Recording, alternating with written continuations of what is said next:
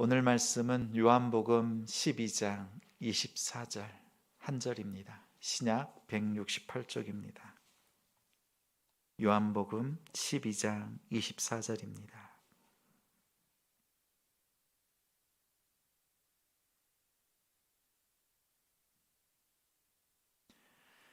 함께 읽습니다. 내가 진실로 진실로 너희에게 이르노니 한 알의 밀이 땅에 떨어져 죽지 아니하면 한 알 그대로 있고 죽으면 많은 열매를 맺느니라. 한 번 더 읽습니다. 내가 진실로 진실로 너희에게 이르노니 한 알의 밀이 땅에 떨어져 죽지 아니하면 한 알 그대로 있고 죽으면 많은 열매를 맺느니라. 아멘. 한 알의 밀이 죽으면, 한 알의 밀이 죽으면이라는 제목으로 말씀 전합니다. 제자같이, 가정같이, 사도같이 같이 이루는 지성. 이 시간 하나님을 예배하는 우리 성도님들을 주님의 이름으로 사랑하고 축복합니다. 우리는 3월 초부터 4월 중순까지 사순절 기간을 보냅니다.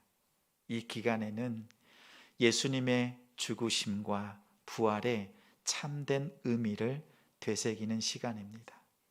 예수님께서 우리에게 당부해 주신 말씀을 기억하고 그 말씀대로 살아내는 제자, 그렇게 말씀을 이루어드리는 성도가 되길 바랍니다.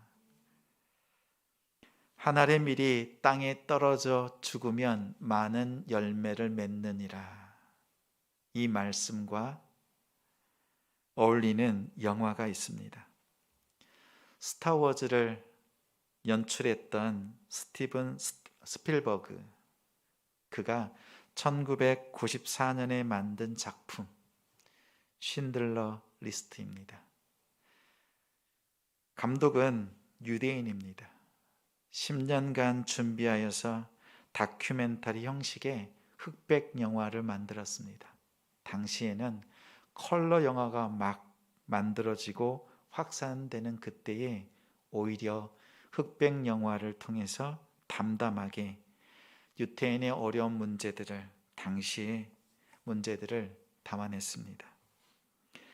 1939년에 독일에 점령당했던 폴란드의 한 도시에 독일인 사업가, 기회주의자였던 오스카 쉰들러가 유태인이 운영하던 그릇 공장을 인수합니다. 갖가지 온갖 수단과 방법을 가리지 않고 빼앗듯이 얻었습니다. 2차 세계전쟁으로 돈을 벌고자 했습니다. 유태인들을 고용하면 돈이 들지 않습니다. 또 유태인들은 이 공장에서 일을 하면 죽음을 면할 수 있습니다. 수용소로 끌려가지 않고 일할 수 있는 기회, 또 쉰들러는 돈을 내지 않으니까 공짜로 군수 납품을 합니다. 그러던 가운데 나치에 의해서 참혹하게 학살되는 유태인들의 실상을 보았습니다. 자신의 공장에 있었던 유태인들이 끌려가서 죽는 모습을 보면서 서서히 그의 양심이 흔들리기 시작합니다. 마침내 강제 수용소, 노동 수용소에 있는 그들을 구하기로 결심합니다. 그동안 여러 가지 갖가지 방법으로 벌어들었던 그 모든 돈을 탕진하기 시작합니다. 뇌물로 드리고 뇌물로 쓰면서 유태인의 1000명이 넘는 사람들을 구합니다. 이 명단이 쉰들러 리스트입니다. 그를 향해서 유태인들은 말합니다. 당신 때문에 다음 세대가 존재합니다. 이렇게 영화는 마지막 엔딩으로 끝납니다. 우리는 이 땅에 태어나고 이 세상에서 성공을 꿈꾸며 삽니다. 나름대로의 행복, 그리고 성공을 누리면서 지냅니다. 그 가운데 쉰들러 같은 사람이 있습니다. 세상의 악함을 바라보고 어떤 인생을 살아야 하는지 깨닫습니다. 자신에게 주어진 삶의 목적을 발견한 사람은 이전과 다른 삶을 삽니다. 이제는 다른 사람을 위해서 돈을 허비합니다. 심지어 자신의 목숨까지도 희생합니다. 영국과 전쟁에서 패하여 책임을 져야 했던 프랑스의 칼레의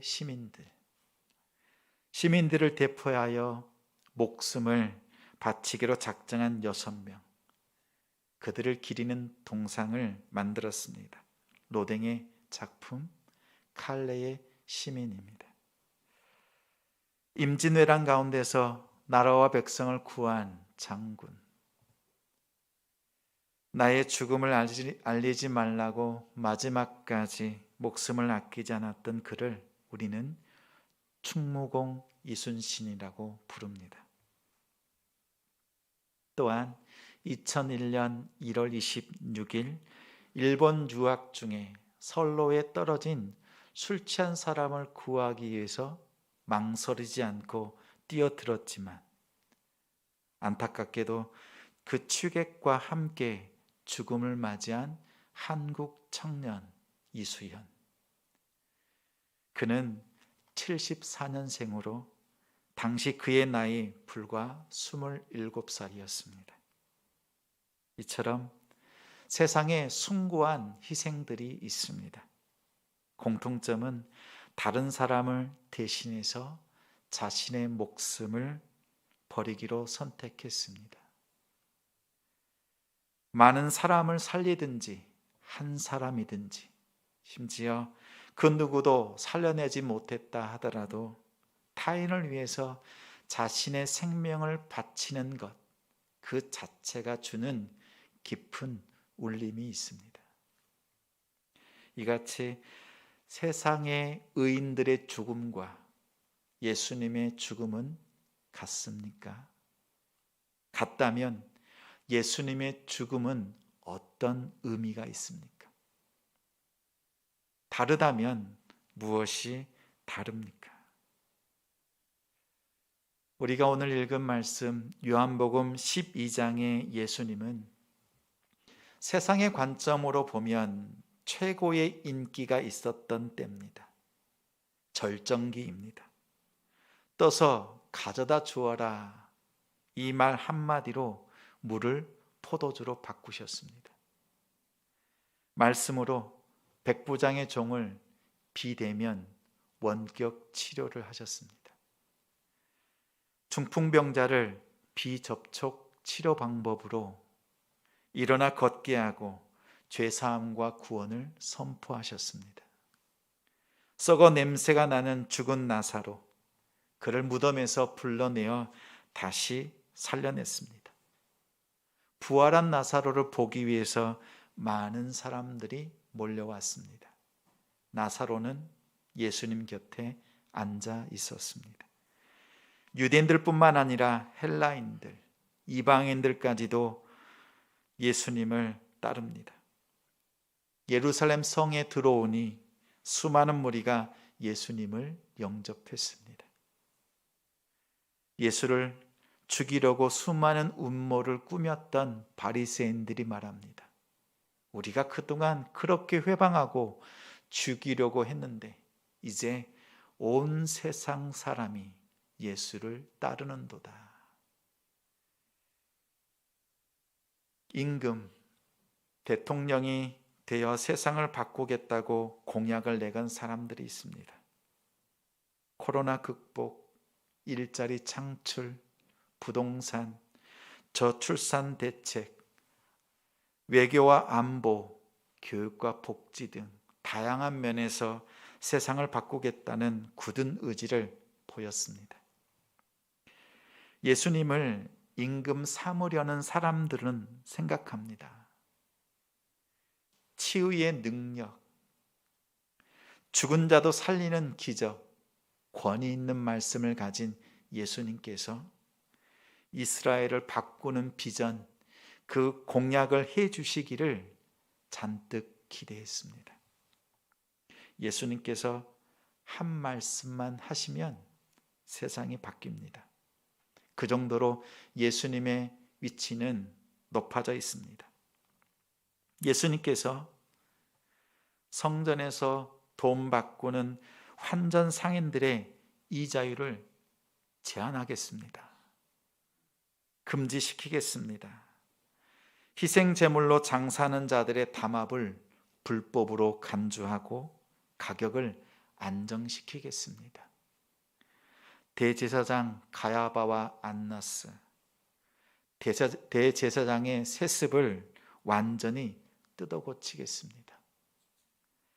겁먹던 바리새인들, 율법을 제멋대로 해석했습니다. 제대로 해석하여 가르치겠습니다. 가이사의 것은 가이사에게, 하나님의 것은 하나님에게 라는 종교 정책을 펼치겠습니다. 마지막으로 예루살렘을 다윗의 때와 같이 번성하고 부강한 나라로 만들겠습니다. 이렇게 예수님께서 공약을 내세웠다면 그날 그 시로 헤롯 대왕을 왕자에서 끌어내리고 예수님께서 바로 임금이 되실 수 있는 때였습니다. 그러나 예수님은 이 상황을 전하면서 어떻게 전할까 생각합니다. 예수님은 비유를 사용하여 예수님만의 공약을 선포합니다. 인자 공약, 메시아 공약입니다. 23절에 인자가 영광을 얻을 때가 왔도다. 요한복음에서의 때는 예수님의 죽으심, 부활의 때를 말합니다. 2장에 가나 혼인잔치에서 아직 내 때가 이르지 않았다라고 극구 보류하시고 만류하셨던 예수님께서 12장에 이르러서는 공개적으로 그 때를 선포합니다. 이어 24절 말씀이 충격이었습니다. 내가 진실로 진실로 너희에게 이르노니 한 알의 밀이 땅에 떨어져 죽지 아니하면 한 알 그대로 있고 죽으면 많은 열매를 맺느니라. 최고의 인기, 단번에 왕이 될 수 있는 절정기입니다. 이만한 후보가 없습니다. 그런데 히딩크처럼 박수 칠 때 떠나는 정도가 아니라 아예 한 알의 밀이 되어 죽는다고 선언합니다. 예수님의 이 비유의 말씀을 들은 무리들은 한 알의 밀이 되어 죽는다는 것, 그것이 죽음을 의미한다는 것을 깨닫고 질문합니다.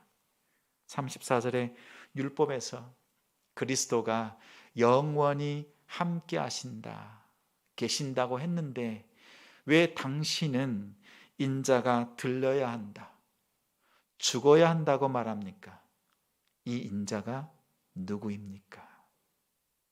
무리들은 비유를 깨달았고 예수님께 물었습니다. 인자는 한 알의 밀입니다. 한 알의 밀은 무엇입니까? 예수님 자신의 이야기입니다. 또한 예수님을 따라다니는 예수의 제자들의 이야기입니다. 즉 예수님의 제자인 우리의 이야기이기도 합니다. 한 알의 밀은 작습니다. 아주 작습니다. 사람들이 예수님을 따르고 축혀 세우지만 예수님은 자신을 한 알의 밀이라고 비유했습니다. 나귀를 타고 예루살렘 성으로 입성할 때 예수님을 왕처럼 환대했습니다. 그 환대는 곧장 원망과 비난으로 바뀌었습니다. 하찮은 한 알의 밀로 취급했습니다. 작지만 예수님의 손에 들려질 때 다르게 쓰임 받은 것을 예수님은 보여주셨습니다. 어린아이가 드린 작은 도시락, 보리떡 5개와 물고기 2마리, 예수님께서 그것을 가지시고 하늘을 우러러 축사하시고 떼어 나누어 주실 때 5,000명이 먹고 12광주리가 남았습니다. 이 이야기가 사실로 믿어지십니까? 아니면 동화 같습니까? 울창한 숲도 나무 한 그루로 시작합니다. 인도에 크게 흐르는 강 가운데 있는 마주리 섬이 있습니다. 강 가운데 있는 섬, 우리나라의 여의도와 같습니다. 여의도의 7배가 넘는 그런 섬입니다. 한때는 동물과 사람이 공존하면서 자연의 보물 창고였습니다. 그 섬의 나무를 사람들이 베기 시작했습니다. 그로부터 70년 동안 절반 정도가 사막화가 되었습니다. 심지어 20년 안에 강물 속에 잠길 수 있다는 보고가 있습니다. 이 섬에서 태어난 파앵이라는 사람은 자신의 고향을 포기할 수 없었습니다. 1979년 16살 때부터 무려 40년이 넘는 시간 동안 매일입니다. 매일 나무 심는 것을 포기하지 않았습니다. 40년이 지난 후에 사막과 같았던 그 땅이 숲이 되었고 호랑이나 코뿔소 이런 동물들이 살 수 있는 숲으로 되살아났습니다. 그의 이야기는 2014년 포레스트맨이라는 영화로 전 세계에 소개되기도 했습니다. 매일 나무를 심는 한 사람만 있으면 사막도 숲으로 변합니다. 언더우드 선교사의 배지 않는 조선의 마음이라는 기도문이 있습니다. 오 주여, 지금은 아무것도 보이지 않습니다. 주님, 메마르고 가난한 땅, 나무 한 그루 자라기 힘든 이 척박한 땅에 저희들을 옮겨 심으셨습니다. 지금은 아무것도 보이지 않습니다. 조선의 마음이 보이지 않습니다. 그리고 저희가 해야 할 일도 보이질 않습니다. 이렇게 하나님 앞에 기도하던 언더우드의 기도는 계속 이어집니다. 그러나 주님, 순종하겠습니다. 겸손하게 순종할 때 주께서 일하심을 압니다. 지금은 우리가 황무지 위에 맨손으로 서 있는 것 같으나 하늘나라의 한 백성, 한 자녀임을 알고 눈물로 기뻐할 날이 있음을 믿나이다. 지금은 예배드릴 예배당도 없고 학교도 없고 그저 경계와 의심과 멸시와 천대함이 가득한 곳이지만 이곳이 머지않아 은총의 땅이 되리라는 것을 믿습니다. 주여, 오직 저의 믿음을 붙잡아 주소서. 조선을 향한 하나님의 마음을 품고 하나님께 올려드린 기도입니다. 언더우드 선교사의 기도, 또 다른 많은 작은 씨앗들이 이 땅에 뿌려졌습니다. 순교당했고 또한 심어졌습니다. 그들의 기도와 희생으로 하나님께서 조선을 선교 한국으로 만드시고 이루셨습니다. 누군가의 작은 기도와 헌신, 예배를 통해서 하나님께서 역사하십니다. 매일 골방에서, 매일 교회 바닥에서 무릎을 꿇고 기도하는 한 사람, 오른손이 하는 것, 왼손이 모르게 믿음의 가정을 섬기면서 돌보는 한 사람, 하나님의 자녀를 품고 기도하며 말씀을 연구하고 가르치는 선생님 한 사람, 따뜻한 눈인사와 함께 고통을 나누는 중보 기도, 그리고 예배실에 떨어져 있는 휴지 하나를 치우고 예배실을 정리하는 이 작은 씨앗들이 모여서 큰 역사를 이룹니다. 그렇게 함께하는 우리 성도님들이 고맙고 자랑스럽습니다. 여러분이 드리는 하나의 밀과 같은 헌신을 통해서 하나님께서 이루시고 영광 받으십니다. 받은 은혜를 드리며 나누는 성도가 됩시다. 하나의 밀은 죽습니다. 밀은 죽습니다. 유일하게 둥지를 트는 물고기가 있습니다. 가시고기입니다. 주둥이로 강바닥에 모래를 퍼내고 수초를 쌓고 완벽하게 산란할 수 있는 보금자리를 만듭니다. 암컷은 그곳에 알을 낳고 둥지를 떠나버립니다. 수컷만 둥지에 남아서 알을 보호하고 필사적으로 노력합니다. 수컷은 이때부터 몸집이 큰 물고기들과 처절한 싸움을 합니다. 알에 산소를 공급하기 위해서 지느러미로 부지런히 부채질을 합니다. 수컷은 보통 15일 동안 아무것도 먹지 않은 채 알을 보호합니다. 알이 부화할 때쯤 둥지 옆에서 장렬하게 죽음을 맞이합니다. 영분도 모르는 치어들은 부화해서 무심하게도 제 아비의 살을 뜯어 먹으면서 성장합니다. 수컷은 치어를 위해서 생명을 바치고 최후에는 자신의 몸까지 내어줍니다. 그 부성애로 인해서 가시고기의 부화율은 70%를 윗돈다고 합니다. 가시고기가 온몸으로 헌신하고 마지막에는 자신의 몸을 치어를 위해서 내어주듯이 예수님께서 제자들을 위해서 죽었습니다. 첫째 아담은 죽어서 흙으로 돌아갔지만 아무런 변화가 없습니다. 되려 죄만 전가했습니다. 둘째 아담이자 마지막 아담이신 예수님은 죄를 대신 지고 죽음으로써 생명의 길, 구원의 길을 여셨습니다. 십자가의 죽음을 통해서 여러분에게 생명을 전가하셨습니다. 예수의 제자들도 예수님처럼 자기 십자가를 지고 죽음으로써 예수의 생명을 전했습니다. 길은 두 가지입니다.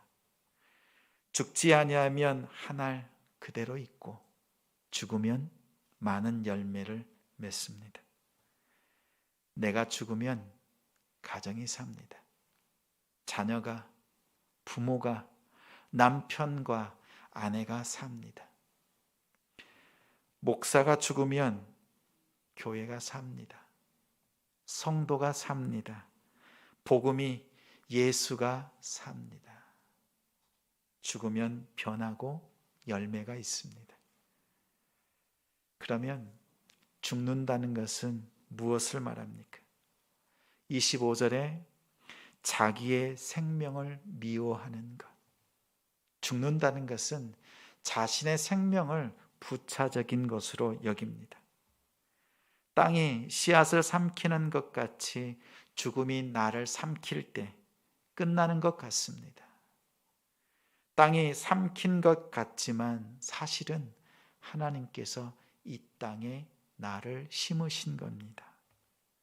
죽음은 내 뜻을 꺾고 마음을 결단하는 차원이 아닙니다. 고린도전서 15장에서 바울은 나는 날마다 죽노라 고백하면서 이렇게 권면합니다. 내가 사람의 방법으로 싸웠다면 무슨 유익이 있겠습니까? 선한 행실을 더럽히지 마십시오. 깨어 의를 행하고 죄를 짓지 마십시오.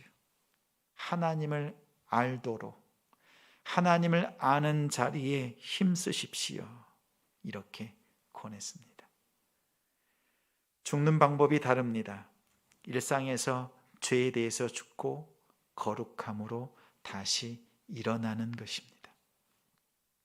하나님의 일이 되어서 매일 죽는 수고를 하지만 하나님 앞에서는 겸손을 더하는 성도가 됩시다. 또한 하나님의 밀은 생명이 자랍니다. 씨앗이 물을 흡수하고 알맞은 온도에 이르면 싹이 나옵니다. 때가 되면 자신의 단단한 껍질을 버리고 생명의 싹이 자랍니다. 예수님은 유월절에 때가 이르자 하나님의 때를 아셨습니다. 세례 요한이 말했던 것처럼 세상 죄를 지고 가는 하나님의 어린 양이로다. 하나님께 드려지는 거룩한 양으로서의 예수님. 그 예수님께서 오늘 본문 말씀에 내가 진실로 진실로 너희에게 이르노니 이렇게 말씀합니다. 여기서 진실로 진실로는 헬라어로 아멘, 아멘입니다. 내가 너희에게 이르는 나의 말이 아멘 분명히 이루어지고 아멘 또 이루어지리라 이렇게 말씀하셨습니다.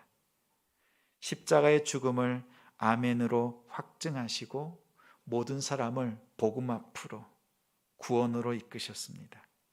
하나님의 때를 놓치지 않았습니다. 보다 더 적극적으로 자신을 드렸습니다. 예수님께서 왜 죽습니까? 자신의 생명의 싹을 제자들에게 틔우기 위해서 죽으십니다. 죽지 아니하면 제자들에게 아무런 변화가 없습니다. 죽어야 제자들에게 생명이 자랍니다. 예수님께서 이 사실을 아시고 죽으셨습니다. 세상의 의인들의 죽음은 자신의 목숨을 버리는 것입니다. 예수님의 죽음은 생명을 버림으로 죄 가운데 죽은 자들을 다시 살려내는 것입니다. 생명이 자라도록 섬기는 것입니다. 여기서 섬긴다는 말은 존귀하게 여긴다는 말로 연결됩니다. 당시 1세기 유대 문화도 그랬지만 지금도 똑같습니다. 섬기는 사람을 찾기 힘듭니다. 누가 나를 섬겨줄 수 있나 찾는 사람만 많습니다.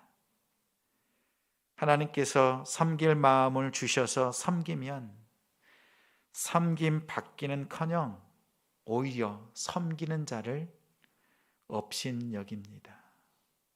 그때나 지금이나 동일합니다. 왜냐하면 섬기는 자는 종이기 때문입니다.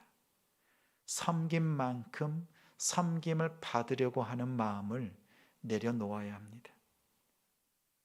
한 가지 기억하십시오. 하나님은 하나님의 나라에서 섬기는 자를 존귀하게 대우하십니다. 이 땅에서 섬긴 자를 하늘에서 존귀하게 대우하십니다. 그 모습을 예수님을 통해서 보여주십니다. 예수님이 땅에 떨어져 하늘의 미랄이 되어 죽음을 통해서 섬기는 삶을 사셨기에 승천하셔서 하나님의 보좌 우편에 존귀함을 얻으셨습니다. 예수님을 따라 사는 제자들은 하나님 앞에서 이렇게 존귀함을 얻게 될 것입니다. 우리의 섬김은 어떻습니까? 우리의 기도는 어떻습니까? 아프리카, 우크라이나, 북한, 또한 우리의 기도가 닿지 않는 곳이 없습니다. 세상 끝까지 우리의 기도가 펼쳐지고 있습니다. 그러나 정작 윗집에 사는 이웃, 아랫집, 좌우, 근처에 사는 사람들을 섬기고 있습니까? 그들을 위해서 기도하고 있습니까? 우리가 섬긴다는 것은 이웃들을 품고 하나님 앞에 믿음으로 나아가는 것입니다. 부활주일을 한 달 남겨두고 있습니다. 이 한 달 동안에 하나의 밀이 되어서 섬겨야 될 영혼, 내가 생명을 전해줘야 될 한 영혼을 찾읍시다. 친구들, 동료들, 동네의 이웃들을 품고 섬기길 바랍니다. 하나님이 보내신 곳에서 하나의 밀이 됩시다. 죽음으로 생명을 낳고 많은 열매를 거두는 성도가 됩시다. 의로운 죽음을 넘어서 십자가의 죽음으로 영원한 생명을 거두는 하나리 되는 우리 성도님들을 주님의 이름으로 축원합니다.